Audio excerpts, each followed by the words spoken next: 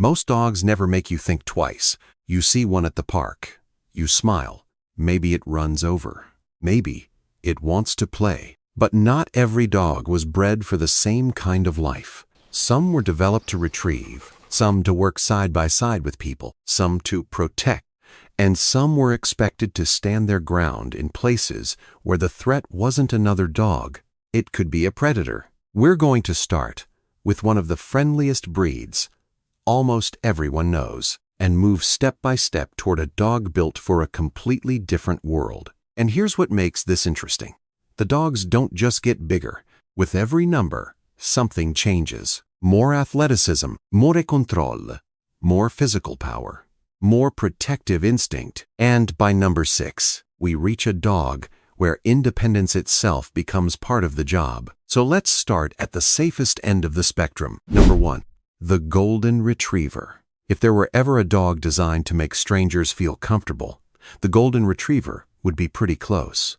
Friendly face, wagging tail, happy expression, and absolutely no understanding of personal space. A Golden can meet somebody for the first time and act like they've been friends since kindergarten. That's part of why the breed became such a popular family dog. Goldens were bred as retrievers. Their job was to bring game back to hunters. This dog isn't harmless because it has no physical ability. It's gentle because generations of breeding emphasized how that ability was used. Number 2, the Boxer. Now, if you've spent any time around boxers, you already know these dogs have a talent for making themselves look ridiculous. They're bouncy, they're expressive, they're energetic, and somehow a 60-pound dog can still be convinced that sitting directly on top of you is completely reasonable. You notice the goofy face first. Then you notice the body, broad chest, strong legs, muscular frame, and a whole lot more athleticism than the clown act suggests. Boxers were developed as working dogs, and underneath all that playful behavior is a dog capable of moving with serious speed and power. And that's where the contrast gets interesting. A boxer can be making you laugh 1 second, then take off across a yard like somebody hit a launch button. If you've ever had one run straight toward you at full speed, you know exactly what I mean. Number 3, the German Shepherd.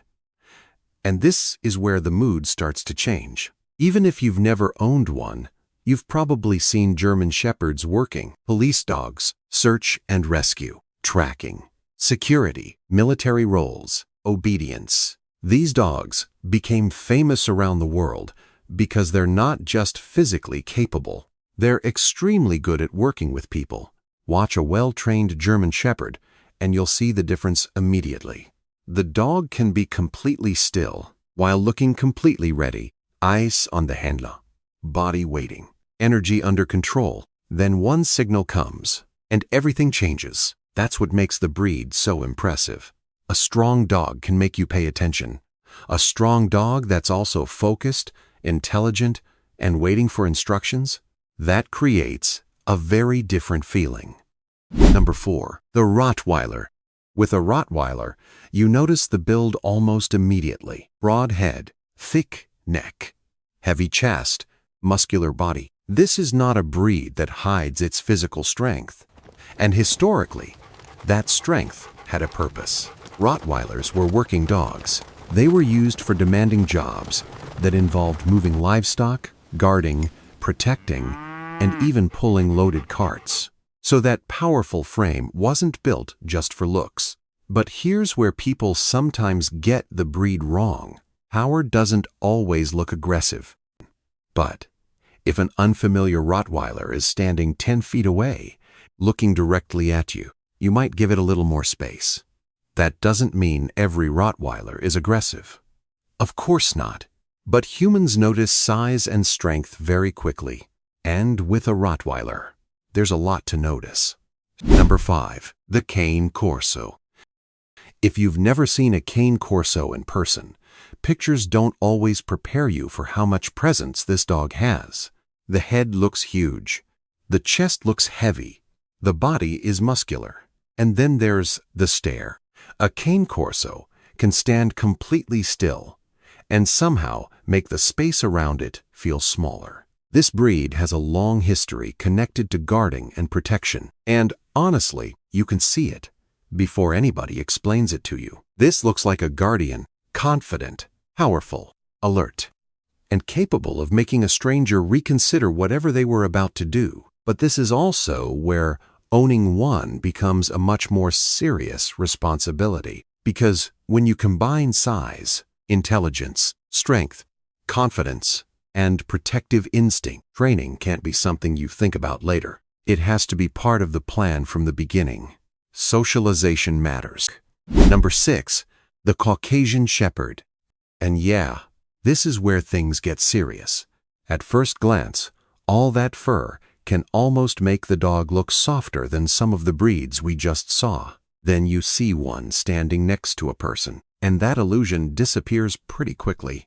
Huge frame, heavy coat, broad head, thick body. Everything about the Caucasian Shepherd looks massive. But once again, size isn't actually the most interesting part. The job is. The Caucasian Shepherd developed as a serious guardian in regions where dogs were used to protect homes, property, territory, and livestock. And that kind of work creates a very different dog. The Caucasian Shepherd, a massive guardian shaped around protection, territory, confidence, and the ability to think independently when the job demands it. That's why this isn't really a list about which dog looks the scariest. It's about watching the job change: retriever, worker, protector, guardian. And every time the job changes, the dog has to bring something different to the table. But there's something important we need to say before we're done. None of these dogs are monsters. Big doesn't automatically mean aggressive. Powerful doesn't mean bad. And protective doesn't mean dangerous every second of the day.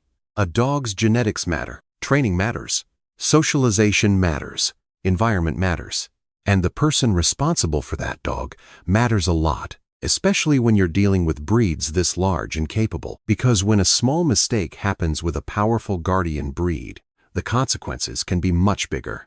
That's not a reason to hate these dogs. It's a reason to understand them and respect what they were bred to do. Now I want to hear from the people who've actually lived with them. If you've owned one of these 6 breeds, which one do you think people misunderstand the most? Let me know in the comments, because the people who actually live with these dogs usually know a side of them the rest of us never get to see.